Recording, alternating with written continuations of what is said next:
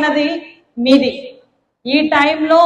ఎందుకంటే 3 రోజులు చాలా కష్టపడి చాలా హోప్స్ పెట్టుకొని చాలా ప్రాంతాల నుంచి దూర ప్రాంతాల నుంచి ఇక్కడికి వచ్చి ఇక్కడ 3 రోజుల పాటు వాలీబాల్ అండ్ కబడ్డీ ఈ రెండు స్పోర్ట్స్ విషయంలో ఈ రెండు కూడా ఆటలు ఆడి గెలిచిన వాళ్ళు, రన్నర్స్, విన్నర్స్, అదేవిధంగా ఓడిపోయిన వాళ్ళు అందరం కూడా ఒకే ఉత్సాహంతో ఉండటం ఒక ఎత్తు అయితే పార్టిసిపేషన్ అనేది చాలా ముఖ్యం అని మిమ్మల్ని ఎంకరేజ్ చేసి ఈ వరకు తీసుకొచ్చిన మీ పేరెంట్స్ కి అదేవిధంగా మీ టీచర్స్ కి నేను ప్రత్యేకంగా థ్యాంక్స్ చెప్పాలి.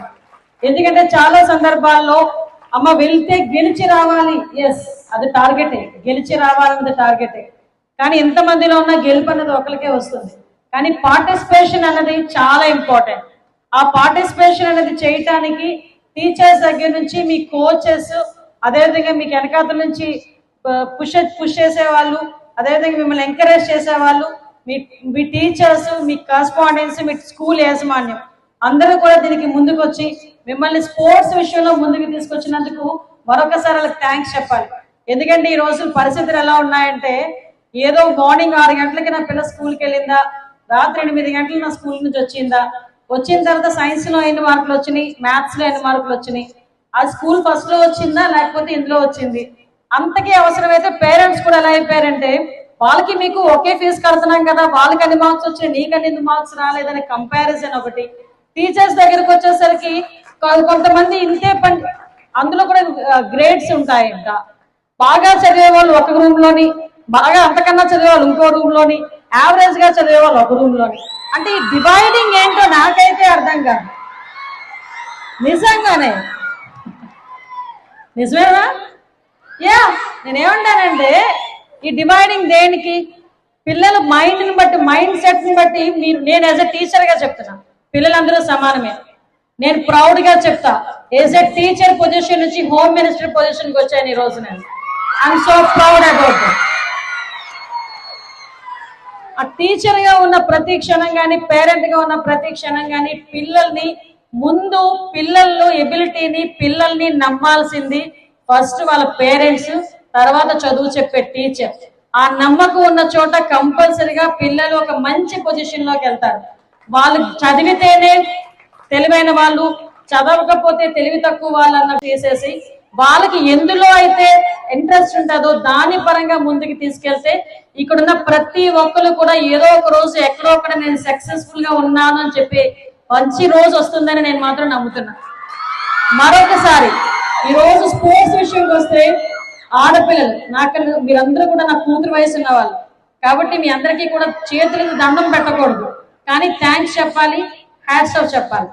ఎందుకంటే ఎక్కడి నుంచో వచ్చి స్పోర్ట్స్ అంటేనే ఆడపిల్లలక టెక్నాలజీ పెరగొచ్చు, స్వతంత్రం వచ్చే 75 సంవత్సరాలు రావచ్చు, కానీ ఆడపిల్ల బయటకు వచ్చి ఆట ఆడుతుంది అంటేనే వేరే రకంగా చూసే సొసైటీని ఎదిరించి ఈ రోజు మీరు సుదూర ప్రాంతాలను ఇక్కడికి వచ్చి ఆడమడమే కాకుండా ప్రైజెస్ తో వెళ్ళి ఇక్కడ నుంచి మళ్ళీ నేషనల్స్ కి వెళ్ళడానికి అంతే స్పోర్టివ్ స్పిరిట్ తో వచ్చారు చూడండి.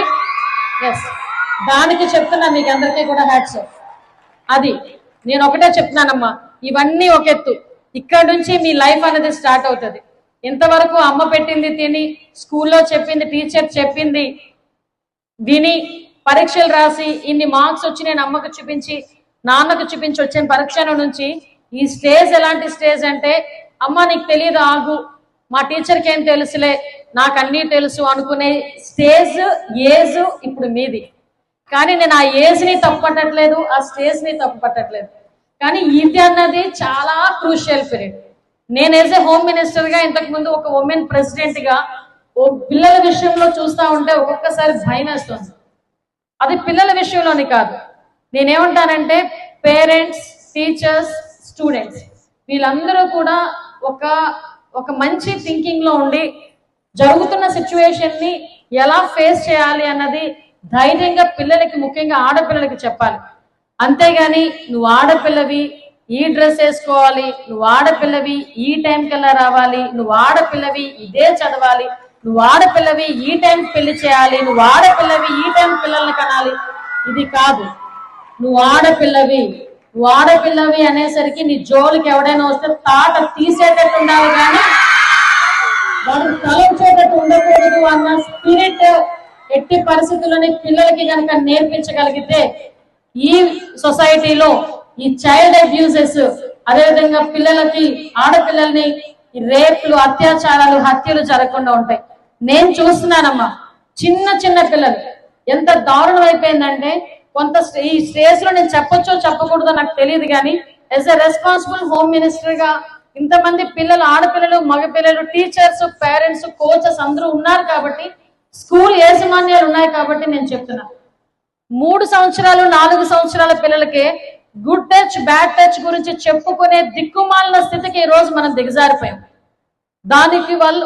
ఇందువల్ల సిచ్యువేషన్స్ వచ్చింది అన్నది మనం ఆలోచించుకొని దాన్ని పోస్ట్ మార్టం చేసే కన్నా పిల్లల్ని ఎలా ప్రొటెక్ట్ చేసుకోవాలి, వాళ్ళు ఎలా ప్రొటెక్ట్ చేసుకోగలగాలి అని చెప్పే దాని మీద ఎక్కువగా కాన్సన్ట్రేషన్ కంపల్సరిగా యాజమాన్యాలు కూడా చేయాలని సవినయంగా మీ అందరికీ కూడా తెలియజెప్పుకుంటున్నా.